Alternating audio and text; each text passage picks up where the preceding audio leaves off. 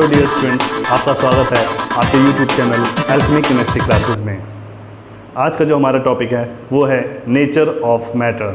तो nature of matter की हम बात करते हैं तो सबसे पहले हम बात करेंगे व्हाट इज़ मैटर। तो आइए देखते हैं what is matter. So how we can define the matter. Anything which has mass and occupies space is called matter. Once again, anything which has mass and occupies space is called matter। तो कोई भी चीज़ है, कोई भी substance है, ठीक है, इस यूनिवर्स की हम लोग बात कर रहे हैं। तो जैसे कि मैंने आपको प्रीवियस जब उसमें बताया था टॉपिक में कि हम यूनिवर्स को, सबसे पहले मैं यहाँ पे यूनिवर्स की बात कर लेता हूँ। यूनिवर्स को हमने दो पार्ट में डिवाइड किया था। First is matter and second is energy. Matter and energy, ये यूनिवर्स मैटर और एनर्जी से मिलकर बना हुआ है, ठीक है। तो हम यहाँ पे आज किसकी बात करेंगे? एनर्जी, मैटर और एनर्जी की बात करते हैं। तो हम यहाँ पे आज बात करेंगे नेचर ऑफ मैटर की। तो मैटर क्या है? Anything that occupy space and have some mass is called matter. So example में मैटर क्या हो सकता है? दैट इज, अगर एग्जाम्पल की बात करें तो think about the example. First of all क्या हो सकता है example? Like you, me, pen, board, everything that we can see that have mass and can occupy space. That all things have mass and occupy space is called matter. The question is that what is not the matter? ऐसी कौन सी चीज़ें दुनिया में जो matter नहीं है? And that is the emotions, aggressions, thoughts. They are not the matter. तो matter क्या नहीं है? हमारे थॉट्स, हमारा अग्रेशन, हमारा गुस्सा, है ना, हमारे तो थॉट्स हैं, हमारी थिंकिंग जो भी है ना, तो ये सारी चीज़ें मैटर नहीं हैं। हमारे इमोशंस मैटर नहीं हैं। तो मैटर क्या है? That occupy space and have some mass. तो उसके एग्जांपल जो भी चारों चीज़, चारों तरफ आपके, आप जिस तरफ भी नज़र दौड़ाते हैं, आपके चारों तरफ जो भी आपको दिखाई देता है, जिसका कुछ मास है, जिसका कुछ जो स्पेस को ऑक्यूपाई करता है, दैट इज़ मैटर। वो सब कुछ मैटर है। ओके, तो आइए आगे बढ़ते हैं। मैटर, एनर्जी क्या है? That's something we can say, we can define, it may be defined as like capability of doing the work. So energy और मैटर से मिलकर क्या बना है? यूनिवर्स बना है। तो आइए आगे देखते हैं क्लासिफिकेशन ऑफ मैटर, जो हमारा अगला टॉपिक है, क्लासिफिकेशन ऑफ मैटर। तो हम मैटर को किस तरह से क्लासीफाई कर सकते हैं? मैटर टू वे में हम क्लासीफाई कर सकते हैं। The one is physical classification and other is chemical classification. तो सबसे पहले हम बात करते हैं फिजिकल क्लासिफिकेशन की। तो फिजिकल क्लासिफिकेशन में आइए देखते हैं हमारे पास क्या क्या है। हम देख सकते हैं फिजिकल क्लासिफिकेशन में हम कहते हैं, हमारे पास हम किसकी बात कर रहे हैं? Physical classification.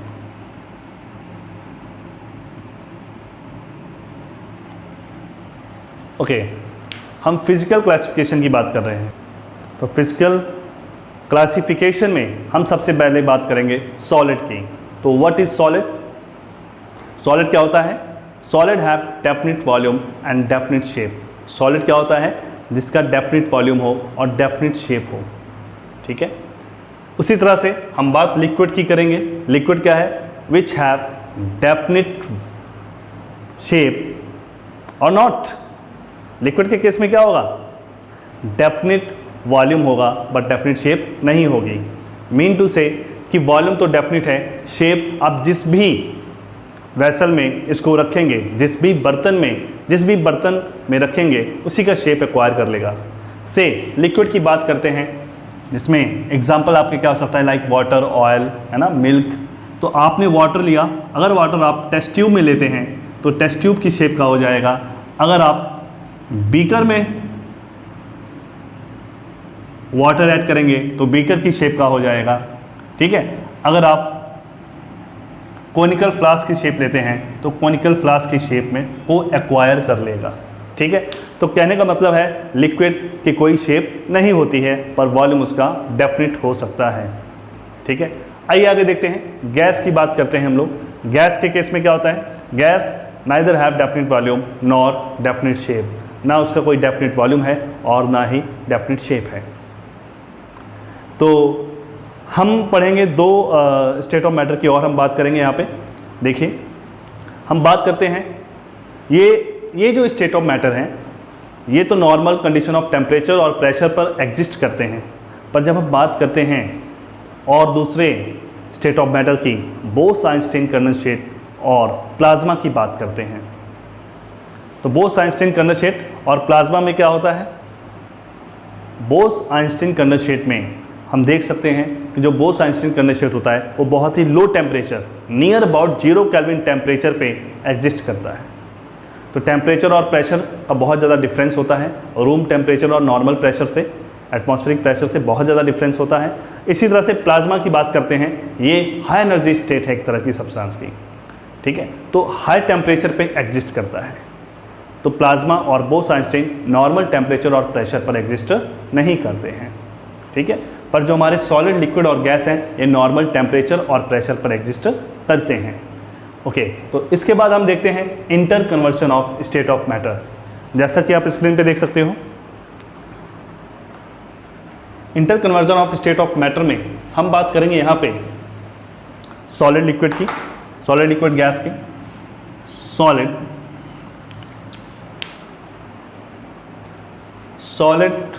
लिक्विड और गैस की हम लोग बात करेंगे। सॉलिड, लिक्विड और जब गैस की हम लोग बात करते हैं तो आपको पहली बात समझना पड़ेगा कि एक दूसरे में ये क्या है, इंटर कन्वर्टिबल हैं। पर कैसे हैं? जब हम टेम्परेचर और प्रेशर को वेरी करेंगे तो कहीं ना कहीं ये आपस में क्या होंगे, इंटर कन्वर्ट होंगे। तो हम टेम्परेचर को एग्जांपल लेकर चलते हैं, ठीक है। देखिए, एग्जांपल लेंगे हम आइस का। आइस क्या है? सॉलिड की एग्जांपल है। लिक्विड की एग्जांपल क्या है? वाटर। क्या एग्जांपल है? वाटर। और गैस की एग्जांपल क्या है? वाटर वेपर की बात करेंगे। किसकी बात करेंगे? वाटर वेपर या वेपर की बात करेंगे। इसमें आप देख सकते हैं सबके जो वाटर मॉलिक्यूल के लिए फार्मूला होगा सबका सेम ही होगा, कोई डिफरेंस नहीं है, सिर्फ फिजिकल स्टेट में डिफरेंस आएगा। किसमें फ़र्क आएगा? फिजिकल स्टेट में। जब हम टेम्परेचर इंक्रीज करेंगे, इस पॉइंट को समझना है, टेम्परेचर हम क्या कर रहे हैं, टेम्परेचर हम इंक्रीज़ करेंगे, इस तरफ टेम्परेचर क्या होगा? इंक्रीज़ होगा। तो अगर टेम्परेचर इंक्रीज करेंगे आइस का तो आइस क्या होगी? मेल्ट होगी। मेल्ट होकर क्या बनेगी? वाटर। और अगर वाटर अगेन हम टेम्परेचर और ज़्यादा इंक्रीज करते हैं तो वाटर क्या बन जाएगा? वाटर वेपर बन जाएगा, ठीक है। तो एक तरह से इंटर कन्वर्जन है। उसी तरह से अगर आप टेम्परेचर क्या करेंगे, अपोजिट तरफ आएंगे तो टेम्परेचर क्या होगा? टेम्परेचर क्या होगा? डिक्रीज होगा। डायरेक्शन ऑफ एरो आप देख सकते हो। टेम्परेचर अगर डिक्रीज होता है तो वेपर वाटर में कंडेंस हो जाएगा और वाटर फ्रीज हो जाएगा आइस में। तो अलग अलग प्रोसेस का नेम भी है। अगर सॉलिड से लिक्विड में कन्वर्जन होती है तो उसे हम कहते हैं लिक्विफिकेशन, या हम कहते हैं मेल्टिंग भी कह देते हैं। लिक्विड से गैस में जाएगा तो वेपोराइजेशन या इवेपोरेशन, ठीक है। इसी तरह से अगर वाटर वेपर वाटर में कन्वर्ट होता है तो कंडेंसेशन, वाटर से आइस में होता है तो फ्रीजिंग। एक प्रोसेस और है जब सॉलिड सीधा गैस में और गैस सीधा सॉलिड में कन्वर्ट होता है, उस प्रोसेस को कहते हैं सब्लिमेशन। उस प्रोसेस को क्या बोला जाता है? सब्लिमेशन। तो एग्जांपल जैसे आपकी CO2 गैस है, ठीक है, तो CO2 जैसे हम ड्राई आइस कहते हैं, क्या कहते हैं? Dry ice. तो ये सॉलिड फॉर्म में है, वो बिना लिक्विड स्टेट में आए सीधा आपके गैसेस स्टेट में चली जाती हैं। और CO2 गैस सीधा ड्राई आइस में कन्वर्ट हो जाती है। तो एक दूसरे गैस से सॉलिड और सॉलिड से गैस के कन्वर्जन को हम कहते हैं सब्लिमेशन प्रोसेस। इसके बाद हम पढ़ेंगे केमिकल क्लासिफिकेशन। नेक्स्ट जो हमारा टॉपिक है वो है केमिकल क्लासिफिकेशन। केमिकल क्लासिफिकेशन में हम मैटर को दो पार्ट में डिवाइड करते हैं। पहला है प्योर सब्सटेंस और दूसरा है मिक्सचर। प्योर सब्सटेंस क्या होता है? Which contain one kind of particle. तो सबसे पहले हम किसकी बात कर रहे हैं? प्योर सब्सटेंस की। तो प्योर सब्सटेंस में क्या है? प्योर सब्सटेंस में क्या है? That contain one kind of particle. तो जिसमें एक ही तरह का पार्टिकल हो सकता है। अब पार्टिकल में एटम, आयन या मॉलिक्यूल कुछ भी हम कह सकते हैं उसमें, ठीक है। अब प्योर सब्सटेंस की जब हम बात करते हैं, फर्दर प्योर सब्सटेंस को हम दो पार्ट में डिवाइड करते हैं, ठीक है। Pure substance further can be divided into two parts. तो कौन कौन सा है? पहला है एलिमेंट और दूसरा है कंपाउंड। तो सबसे पहले जानेंगे व्हाट इज़ एलिमेंट। एलिमेंट क्या होता है? तो आइए देखते हैं हम किसकी बात कर रहे हैं, हम एलिमेंट की बात करते हैं। तो एलिमेंट क्या है? एलिमेंट की जब हम बात करते हैं, it is a simpler form of substance consist of one kind of particle and can not be break into more simpler substance. और इसे और ज़्यादा सिंपलर सब्सटेंस पे हम ब्रेक डाउन नहीं कर सकते हैं। जैसे हम एग्जांपल की बात करें तो हम एग्जांपल में ले सकते हैं आपका कॉपर, सिल्वर, गोल्ड और H2, O2, N2, ठीक है।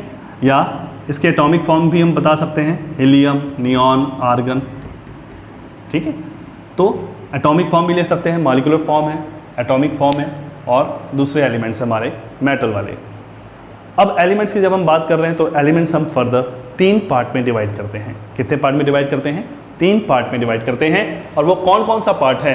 वो है मेटल, नॉन मेटल और मेटलॉइड। कौन कौन सा है? मेटल, नॉन मेटल और मेटलॉइड। तो मेटल में कौन कौन से आते हैं भाई? एलिमेंट की हम लोग बात कर रहे थे। एलिमेंट्स कितने पार्ट में डिवाइड किया? 3 पार्ट्स में। कौन कौन सा? Metal, non metal and third is metalloid. Okay, metal की एग्जांपल क्या हो सकती है? Like silver, gold and copper, nickel, बहुत सारे हैं, आयरन। नॉन मेटल की example like helium, neon, argon, carbon, nitrogen, oxygen, ये सब क्या है? Non metal. और जब हम बात करते हैं मेटलॉइड की तो हमारे पास क्या है? बोरॉन है, जर्मेनियम है, आपका आर्सेनिक है, ठीक है, सिलिकॉन है आपका। तो ये सब क्या है? ये सब मेटलॉइड है, ठीक है। तो ये क्या है? मेटलॉइड। तो इस तरह से एलिमेंट्स को हम 3 पार्ट में डिवाइड कर सकते हैं। तो आइए देखते हैं आगे कंपाउंड के बारे में। हम बात करेंगे कंपाउंड की। कंपाउंड क्या होते हैं? It may be defined as it is a combination of 2 or more than 2 atom of different element in fixed ratio। जैसे कि एग्जांपल हम बात कर सकते हैं, हमारे पास क्या है? हमारे पास एलिमेंट मान के चलिए हाइड्रोजन है और हमारे पास क्या है? वाटर है। हमारे पास क्या है? ऑक्सीजन है, सॉरी। तो हाइड्रोजन है, ऑक्सीजन है, मिलकर क्या बनाएंगे?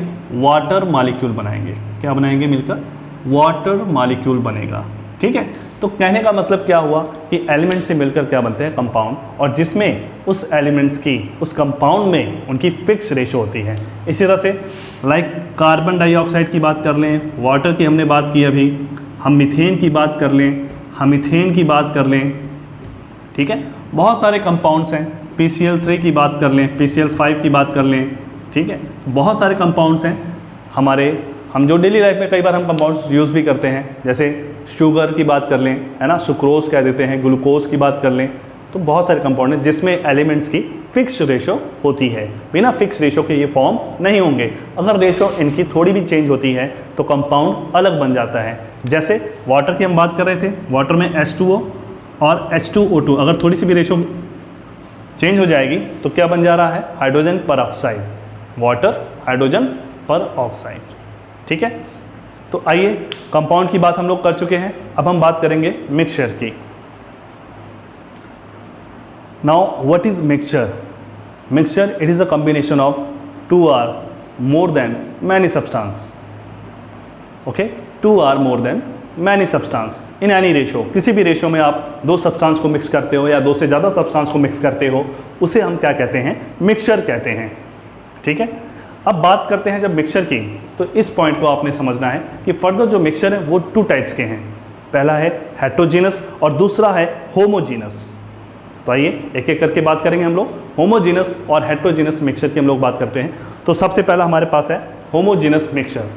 होमोजीनस मिक्सचर में आप देख सकते हैं जिसमें क्या होता है? कंपोजिशन क्या होती है? यूनिफॉर्म होती है। Composition is uniform. दूसरा, not visible boundary of separation. इसमें जो बाउंड्री ऑफ सेपरेशन है वो विजिबल नहीं होती है, मतलब हम किसी तरह से उसको अलग नहीं कर सकते हैं। लाइक शुगर सोल्यूशन की हमने बात की, हम सॉल्ट की बात कर लेते हैं, हम एयर की बात कर लेते हैं, ठीक है। तो इसी तरह से हम बात करेंगे नेक्स्ट हेट्रोजीनस मिक्सचर की। हेट्रोजीनस मिक्सचर क्या होता है? जिसमें कंपोजिशन यूनिफॉर्म नहीं होती है। The composition is not uniform, composition uniform नहीं होती है और इसमें विजिबल बाउंड्री ऑफ सेपरेशन होती है। मतलब अगर आप कोई सोल्यूशन बनाते हैं, like for example sand and water, sand and sugar, grain and pulses, तो कहने का मतलब है इस तरह से आपको नेक्ड आई से आप आसानी से देख सकते हो कि ये हेट्रोजीनस सिस्टम है और वो होमोजीनस। होमो का मतलब होता है सेम, इसी तरह से हेट्रो का मतलब होता है डिफरेंट। अंडरस्टूड? तो ये था नेचर ऑफ मैटर और मैटर की क्लासिफिकेशन। आई होप आपको वीडियो अच्छा लगा होगा। सब्सक्राइब और लाइक ज़रूर करें और हमें मेरा हौसला बढ़ाते रहें। Thank you very much. Next जो हमारा पर टॉपिक होगा वो होगा property of matter and it's measurement. तो छोटा सा एक टॉपिक है, उसके बाद इस वीडियो को हम अपलोड करेंगे। Thank you very much.